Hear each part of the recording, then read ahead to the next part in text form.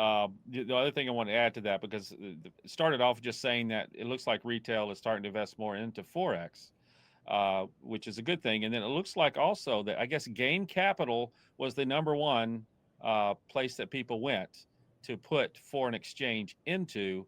And Oanda was number two. And it looks like Oanda, which we have an affair with Oanda here, is catching it. And it could surpass it pretty soon. So I thought that was kind of exciting news to read about. Yeah, Um, yeah, I yeah, yeah, yeah. do. Previously, and this is just a little bit of history on Forex, right? Hmm. Previously, to even have a Forex account, the barriers to entry were obscene. Like to start Mm. an account, you need to have at least $100,000 that you're willing to put in the currency market before they would even let you play. They've released or relieved us of those boundaries and barriers over the last 10 or 15 years, which has basically allowed common people to actually get involved. And if you know anything about the markets at all, foreign exchange is the biggest market in the world. The US stock market doesn't even, it's like comparing the moon to the sun. It doesn't even, it's a blip. Like on a daily basis, there's about 300 billion that's traded in the US stock market. Meanwhile, in the foreign exchange market, 7.4 trillion. Right, right. So it's orders of magnitude bigger, but allowing just a common person to be able to play there opens up a lot of opportunities, but it also may make all of the world markets more volatile. So I'd be remiss if I did not say that that's basically what we do here, and that you go to arbitragetrade.com, and then you can have a basically a bot make those decisions for you. You set it, and we play in the foreign exchange here. So if you're curious about it, there's a lot of educational material that's on our site as well. If you don't know anything about it, it's a good introduction. So arbitragetrade.com. See, I keep plugging more and more, Royce. Yeah, you can Uh, absolutely plug it, but also make sure that if you're going there, make sure you read the education or ask. There's a AI bot on the site that you can ask right. questions to, and basically talk about the risk management settings. Because at the end of the day, it is still your decision to and how your bot trades. So we're not trading it Right. just willy nilly and say, "Hey, take ours and go." Nope, you have the opportunity to tweak your settings and possibly get the best trades that many other people may not be getting. It all depends on how risk averse or, as they say, to the wall you are. From the windows? Oh, never mind. Cue the music right here. Oh, never mind. We'll get censored. Canceled again, third week in All a right. row. Yeah. Any last words there? Did we cover it all, Mr. Banker? Or Yeah, well, I mean, okay. yeah, I've got a couple of points. All right.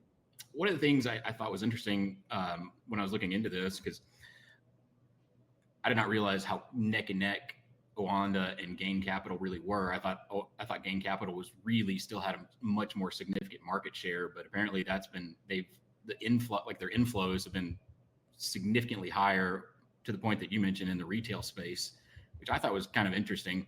And so I started thinking about, why that might be.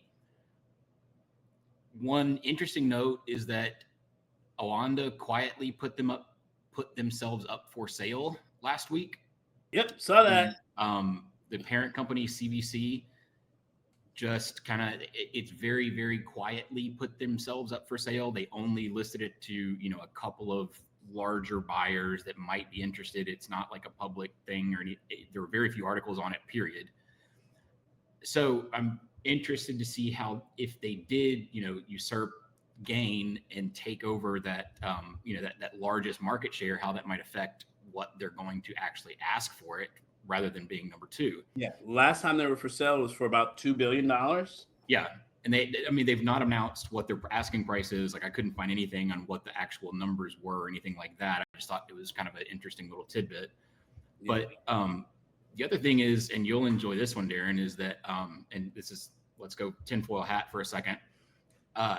We always are, we're always in that whole headspace of everything is manipulated and everything is controlled. And you look at like stocks and they can write some article that's going to drastically shift the waves of money. That's really easy to do when you're talking about like stocks and, publicly traded companies and things like that. When you get into larger, to the point that Royce made, where you're talking about the money is billions versus trillions, and you're not going to be able to really just put out an article and say Japan's economy is collapsing and it's going to move the needle. Yep. So the manipulation is so much less on the foreign exchange market that the one thing it does benefit, and here's another plug, companies like Arbitrage that use, software, AI, they're going more, traditional investing, all bundled around, and they're ignoring the noise. Well, the noise is what causes the corruption in these, in the markets that we talk about more frequently. But when you get into foreign exchange, that doesn't move the needle. So all of those platforms that use AI, and you get a guy like, the lowly retail investors that are like, I want to get into investing.